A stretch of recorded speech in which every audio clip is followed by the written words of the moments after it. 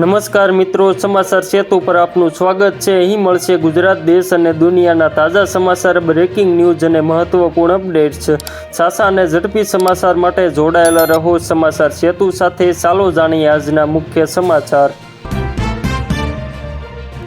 Phuket Delhi air India ફ્લાઇટમાં હવાઈ ઝટકો, વિમાન 300 ફૂટ નીચે ખાબક્યું, 14 લોકો ઇજાગ્રસ્ત। ખેડૂતો માટે ખુશ ખબર, આ સરકારી યોજના આપશે દર વર્ષે 36,000નું ગેરંટેડ પેન્શન। ગુજરાતમાં ગ્લુ ટ્રેપ પર સંપૂર્ણ પ્રતિબંધ, ઉત્પાદનથી લઈને વેચાણ અને ઉપયોગ સુધી તમામ પ્રવૃત્તિઓ પર રોક। બેંક ઓફ ઇન્ડિયાએ SRKના કર્મચારીને ₹71 લાખનો વીમા ક્લેમ આપ્યો।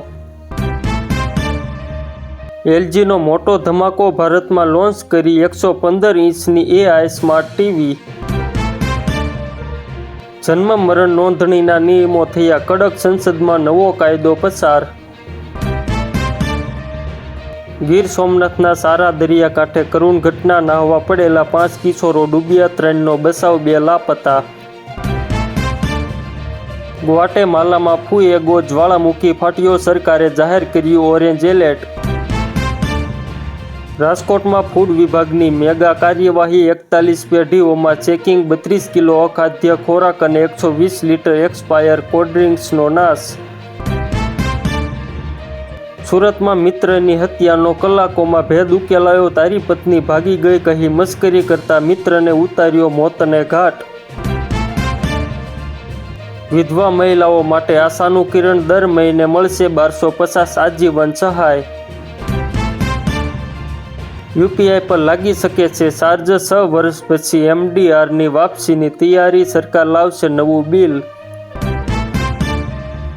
નળકાંઠા વિસ્તારની નુકસાની માટે ધારાસભ્ય હાર્દિક પટેલની CMને રજૂઆત, વિરમગામ, માંડલ અને દેત્રોજમાં વિશેષ સર્વેની માંગ। યુક્રેનમાં જહાજ પર હુમલાને લઈને ભારતીય વિદેશ મંત્રાલય કડક, કહ્યું 2 ભારતીય નાવિકો હજુ પણ લાપતા। સુરત ગોડાદરા વિસ્તારમાં રોડના ખાડામાં પટકાતા યુવકનું ઘટના સ્થળે જ કરુણ મોત, ખાડાથી નગરજનોમાં ભારે આક્રોશ। સુરતના વેસુ કેનાલ રોડ પર મસમોટો ભૂવો પડ્યો, તંત્ર દોડતું થયું, કોન્ટ્રાક્ટરની કામગીરી સામે સવાલો।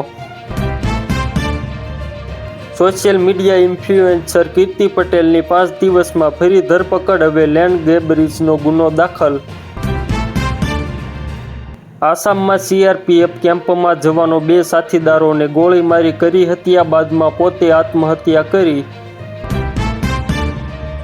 અભિનેત્રી ત્રિશા વિરુદ્ધ ટિપ્પણી કરવા બદલ તમિલનાડુના ભૂતપૂર્વ DYCM ઉદયનિધિ સ્ટાલિનની ધરપકડ કરાઈ। જૂનાગઢ માંગરોળના ભાજપના ધારાસભ્ય સામે ખેડૂત અને આપના કાર્યકરને અપશબ્દ કહેવાનો આરોપ, ધારાસભ્યે આરોપો નકાર્યા। બિલ્ડરો સાવધાન, મચ્છરોનું બ્રીડિંગ મળ્યું તો AMC કરશે સીધી કાર્યવાહી, 16 બિલ્ડિંગ સાઇટ સીલ।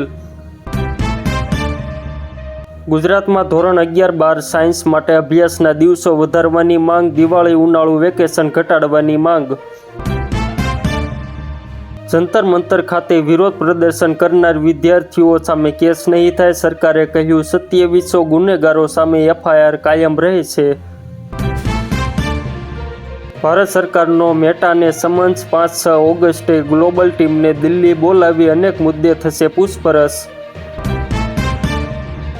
રખડતા શ્વાનોના મુદ્દે હાઈકોર્ટ કડક, NSAIને ટકોર, ટોલ લો છો તો હાઈવે પર ટ્રોમા સેન્ટર પણ આપો। અમેરિકા સાથે વાટાઘાટો, સૈન્ય હુમલા રોકવાની અંતિમ તક, ઈરાનને ડોનાલ્ડ ટ્રમ્પની છેલ્લી ચેતવણી। આ હતા આજના ટોપ સમાચાર। ગુજરાત, દેશ અને દુનિયાના તાજા સમાચાર માટે જોડાયેલા રહો સમાચાર સેતુ સાથે। ચેનલને સબસ્ક્રાઇબ કરો, વિડીયોને લાઇક કરો અને શેર કરવાનું ભૂલશો નહીં। આભાર।